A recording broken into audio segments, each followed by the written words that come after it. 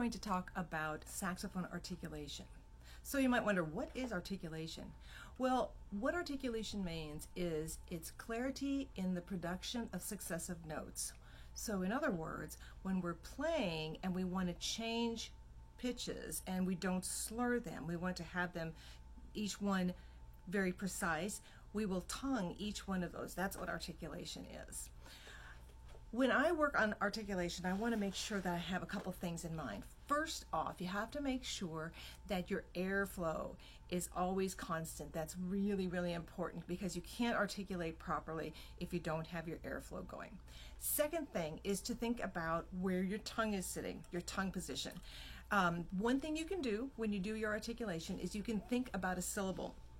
I like to use the syllable D. D, D. So when you say D, or when you say T is another one that you can use, T or D, think about where your tongue is sitting in your mouth when you say it. Just say D a few times. Say D, D, D.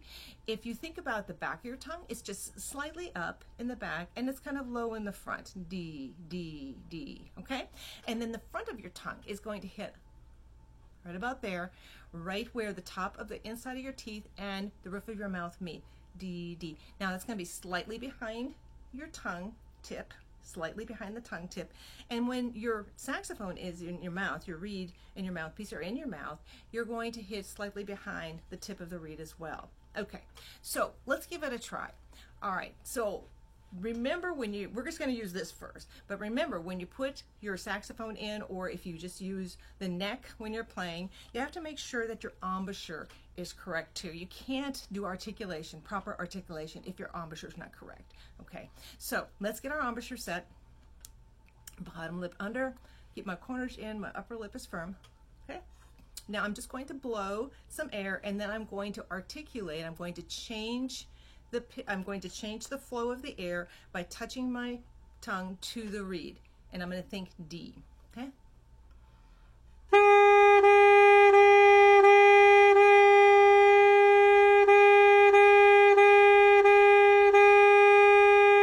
Okay, so did you hear me how I changed the pitch? I kept my air constant, but I changed the articulation. I changed it by just having my tongue touch it, come back. Touch it and come back. Okay?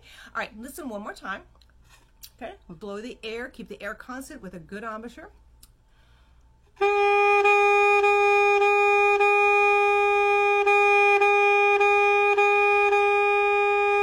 Good. So all I'm thinking there is da, or D, I'm sorry, excuse me, D, D, D. Da is okay too. You can use that. Da makes your tongue a little bit flatter, and it's also good for legato articulations, but D is the one I usually use. T is okay too, and ta. Some people like to use that, but I would just really encourage the use of a syllable when you're doing that. Okay?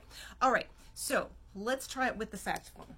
Okay, so I'm going to get my saxophone, I'm going to hook it up, set my neck down for just a second. I'm going to go ahead and put that on, and what I'm going to do is I'm going to, you could really pick any notes you want, but I'm just going to pick an easy note. I'm just going to play the B, okay, because it's right there, first finger B. My right hand thumb is in its proper place. Left hand is going to be on that first finger B. Okay, we're going to try the same thing. I'm going to start the tone without the tongue, and then I'm going to put my tongue to the reed and keep the airflow going behind that, and I'm going to think D, D, D. Okay.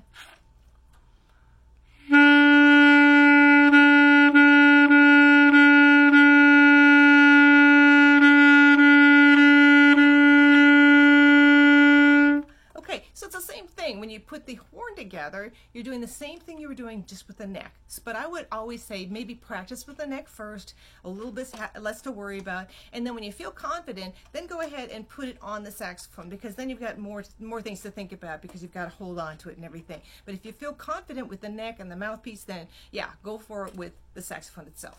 Okay. Another thing that you can use as a visual would be a garden hose. Okay, think about a hose with water, or a faucet with water coming out very fast. Okay, very, very fast, no interruption there.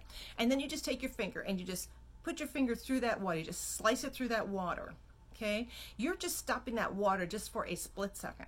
Okay, so it's like stopping it just for a second. That's basically what you're doing when you're doing articulation. Your air is like the water, going very fast stream of air or water, and then you're taking your tongue and you're just stopping that just for a second by touching that reed, touching that reed, touching that reed when you're playing. So your tongue is like your finger stopping the water, and your finger is the tongue against the reed.